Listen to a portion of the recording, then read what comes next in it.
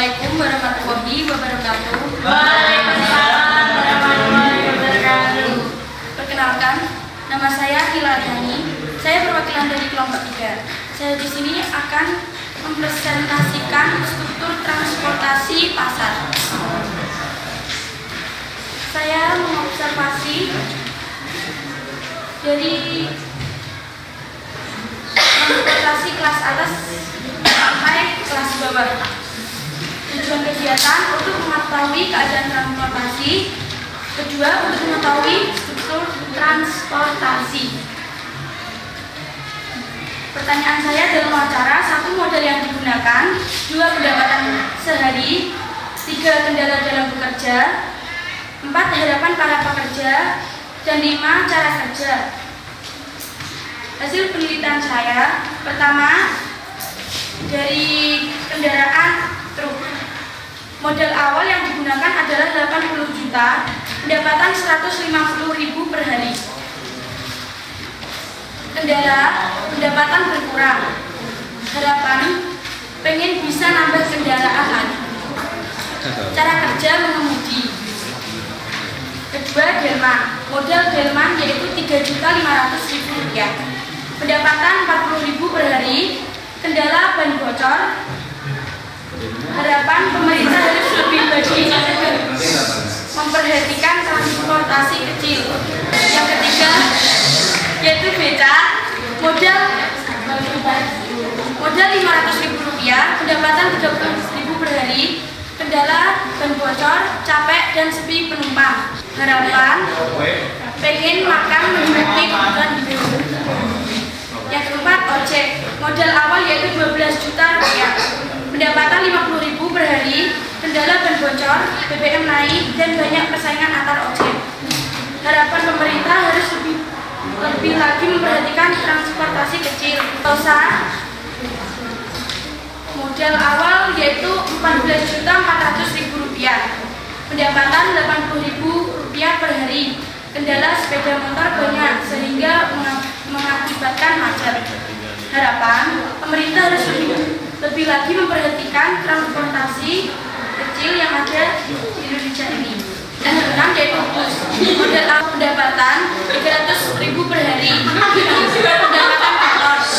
Kendala ban bocor dan tidak dapat penumpang. Harapan kalau bisa setiap hari mendapatkan penumpang banyak. Yang terakhir yaitu contak. Modal awal 80 juta. Pendapatan 50.000 per hari. Kendala kalau ada operasi. Harapan pengen tambah modal untuk membeli ambulan lagi. Kesimpulan, dalam wawancara ini kami membagikan kelas sosial. Kelas atas yaitu truk dan contang. Kelas menengah yaitu tosa dan ojek. Dan saran saya kepada pemerintah, mohon diperhatikan lagi struktur transportasi pasar yang ada di Indonesia. Terima kasih sebesar-besarnya. Wassalamualaikum warahmatullahi wabarakatuh.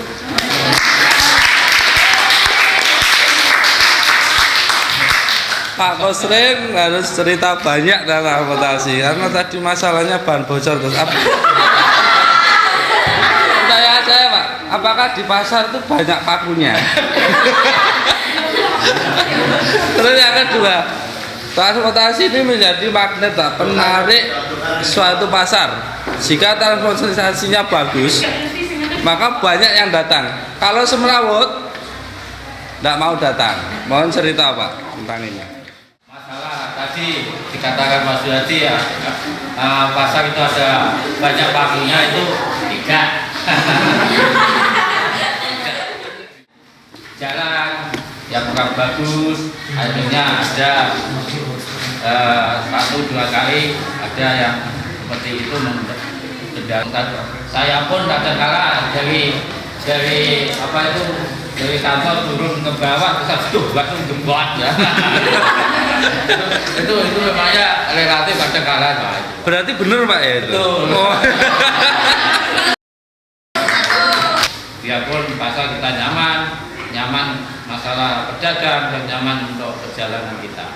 Pak Kosrin, kadang-kala yang membuat macet itu bukan karena banyak pembelinya, tapi kadang-kala Pak ya. Ini saya tidak tahu apakah terjadi di pasar komuter.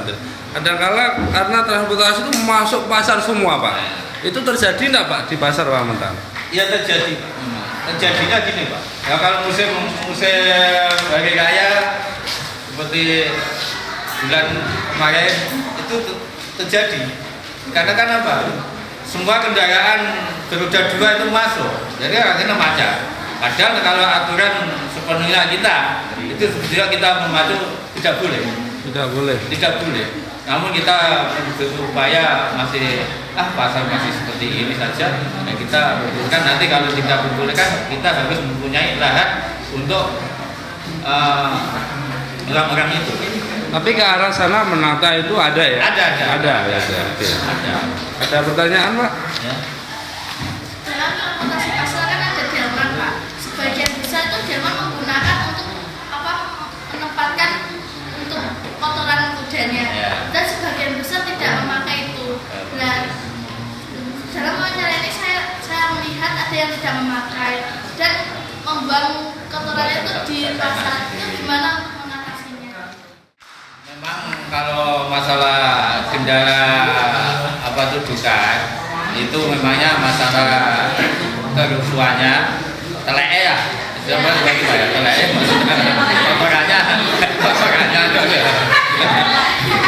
kotorannya itu aturan itu sudah dipacu oleh perhubungan dengan kepolisian. Itu aturan itu dari perhubungan dengan kepolisian. Namun kita sudah memacu kepada delman-delman itu kita sudah memacu, Pak, kalau diberi aturan seperti ini itu harus dipakai lah, jangan sampai seenaknya sendiri. Namun ada kalanya kalau di instruksi itu betul-betul dipatuhi orang Jawa pasti dipatuhi, namun tidak ke dalam.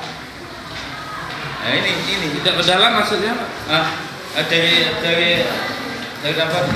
dari hibahnya nggak masuk ke dalam. Oh gitu. Kadang-kadangnya itu hanya istilahnya sontro menjadi amuk kalau petugas. Oh, berarti teknisnya kuda itu harus diberi tempat untuk teleknya itu Pak ya? Iya, teleknya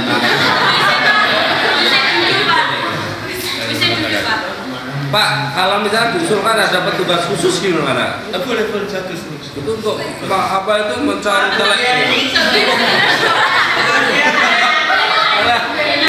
Karena gini Pak, ini kesehatan loh Pak. Ya, memang betul. Kotoran kuda ya? Kotoran kuda itu kalau ada luka kena kotoran, wah itu bahaya itu. Bisa tetanus Pak. Iya, tetanus bisa. Itu sudah berulang-ulang kali.